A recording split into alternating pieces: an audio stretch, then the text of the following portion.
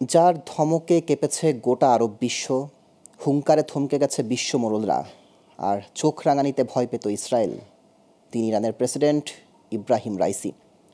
কিন্তু বিশ্বের শত কোটি মুসলিমের প্রিয় এই নেতা আর নেই। ইরানের উত্তর পশ্চিমের শহর তাবরিজের কাছে হেলিকপ্টার বিধ্বস্ত হয়ে ইব্রাহিম রাইসি, পররাষ্ট্রমন্ত্রী হোসাইন আমির আবদুল্লাহিয়ান সহ নিহত হয়েছেন কয়েকজন কর্মকর্তা। দেশটির রাষ্ট্রীয় গণমাধ্যম এই তথ্য নিশ্চিত করেছে। রাইসের মৃত্যুতে শোক জানিয়েছেন রাষ্ট্রপতি, প্রধানমন্ত্রী সহ বিশ্ব নেতারা। বিস্তারিত ডেস্ক রিপোর্টে।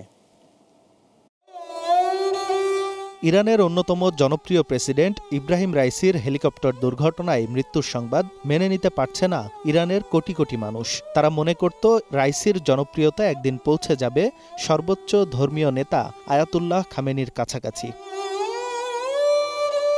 শুধু ইরানবাসী নয়, রাইসি ছিলেন মধ্যপ্রাচ্য সহ গোটা মুসলিম দুনিয়ার এক বিপ্লবী রাষ্ট্রনায়ক, যিনি পশ্চিমা বিশ্বের হাজারো নিষেধাজ্ঞা আর চোখ রাঙানিকে কখনো পাত্তা দেননি।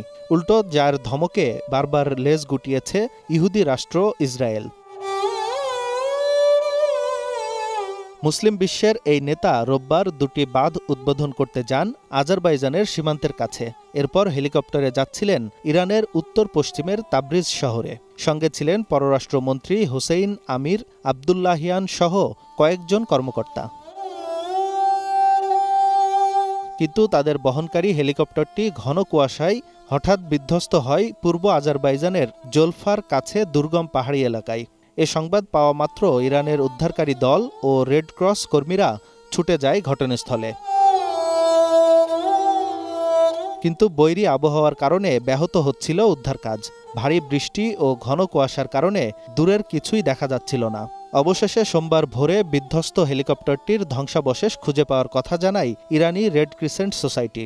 এরপর দেশটির রাষ্ট্রীয় টেলিভিশনে ঘোষণা দেয়া হয় ওই হেলিকপ্টারের কোনো যাত্রী বেঁচে নেই। রাইসিকে বহনকারী বেল 212 মডেলের এই হেলিকপ্টারটি যুক্তরাষ্ট্রের তৈরি।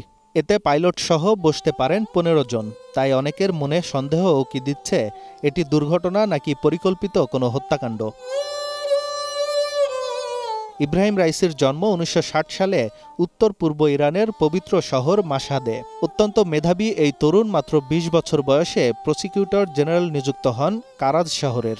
আর 2004 সাল থেকে 1 দশক তিনি পালন করেন জুডিশিয়াল অথরিটির উপপ্রধানের দায়িত্ব। এরপর 2019 সালে তাকে বিচার বিভাগের প্রধান নিযুক্ত করেন দেশটির সর্বোচ্চ ধর্মীয় নেতা আয়াতুল্লাহ খামেনি। সবশেষ 2021 সালে দ্বিতীয় দফায় নির্বাচন করে ইরানের 8ম প্রেসিডেন্ট নির্বাচিত হন Ebrahim Raisi. Global television news desk.